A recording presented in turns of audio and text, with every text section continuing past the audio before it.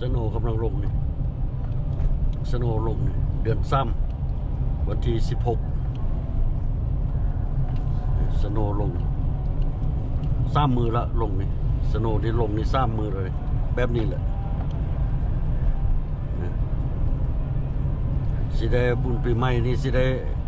เล่นสโนว์แทนน้ำเลยนี่นะบุญปีใหม่ลาวนี่สิได้เล่นสโนว์แทนน้ำนะโอเคเป็นยังเปียกคือกัน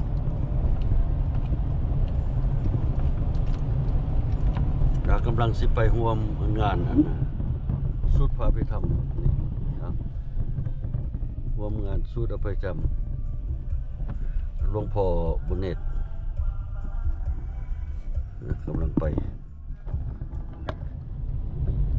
เห็นรูมืดทางหน้าผมมืดเมื่อมันสโนว์ลงเลย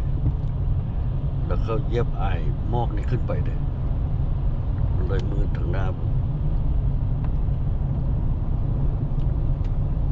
หลวงพ่อนี่สุกๆเย็นๆเลยเนาะเสีย3 มือแล้วก็สโนว์ลงทั้ง3 มือ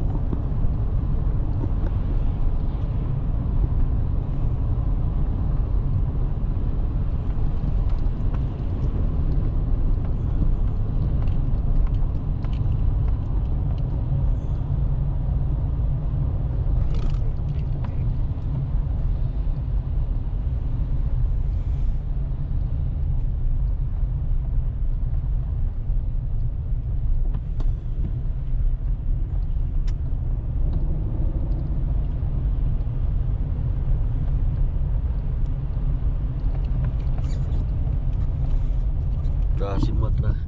สโนว์ก็ได้มาอีกแล้วผมให้มา3 มือแล้วมันบ่มาหมดง่ายดิถูงอกนี่บ้านอยู่ไกลๆนี่บ่กลับไปฮะปัจจุบันบ้านอยู่กูอยู่ไกลๆนี่กูเฝ้ากลับไปยังปัจจุบันเลยงอกดูข้าวเผือกนี่ดูงอกเห็นเรียกหมดแล้วนี่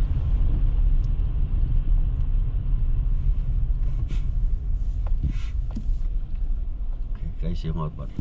อีก2-3 บล็อกโอเคเอาไปถ้าเบิ่งงานท่วมบ้านท่วมเมืองอยู่นี่มาลายเทิบได้ยังลงอยู่ได้นี่สโนว์นี่ยังลงอยู่โน่ท่วมบ้านท่วมเมืองไหมนี่ดูนี่เลื่อมตาไปฮ่ากำลังสิออกไปส่งสการให้เจ้ากำลังสิออกไปส่งสการสโนว์มาเลื่อมตาหมดเลยสโนว์ไล่เติบไหมมันลงออกไปส่งสการเพื่อให้เจ้าก่อนมื้อนี้ส่งสการแล้วนะมีบางทีจะสิไปไหมเมื่อคืนนี้ก็ไปละไปส่งสการให้เจ้าก่อนโอเค2 มือ 3 มือ 4 มือมือที่4ไหมมื้อนี้อันน่ะสโนว์ลงนี่มือที่4แล้วไหมแต่มันลงน้อยหนึ่งดอกว่าคันว่ามันลงไล่นี่ปะโถก็บัดก็มองแล้วมันลง4 มือถึงกันอันนี้มันลงเท่าน้อยมันลงน้อยแต่ว่ามันไล่ลงดนนี่แหละลงน้อยแต่ดุนนี่นะ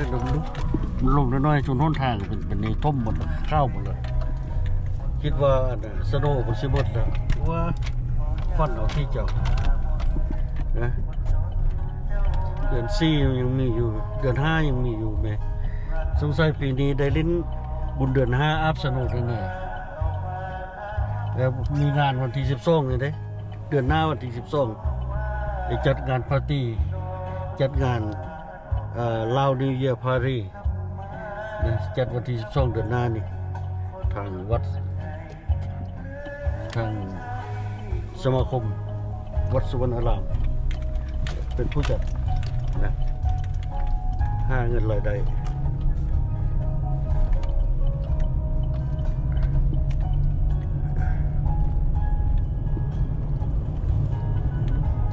มื้อหนทางนี่เป็นอย่างนี้กำลังออกไปส่งสการเขาเจ้าเพราะว่าเขาเจ้าเปิดห่อ12 โมงครึ่งโมง 1นี่เขาเจ้าเริ่มพิธีโมง 1พอดีแล้วไปฮอดพอดีเขาเจ้า เต็มงานหมดแล้ว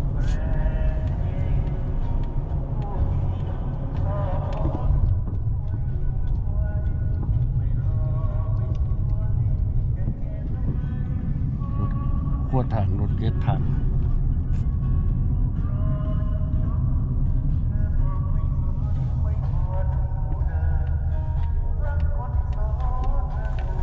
โอ้มื่นเส้นนะใส่โฟวิลก่อนใส่โฟวิลอะไรเมื่อลากรอบไปลึกเมื่อกี้นี่เดี๋ยวมาแห้งไปต่ำคนเข้าได้เดี๋ยวเลี้ยวหัวเข้าตะฟังไหมใส่ออโร่ก็บ่อยู่ขันบันบึงใส่โฟวิลแคนแต่ซอย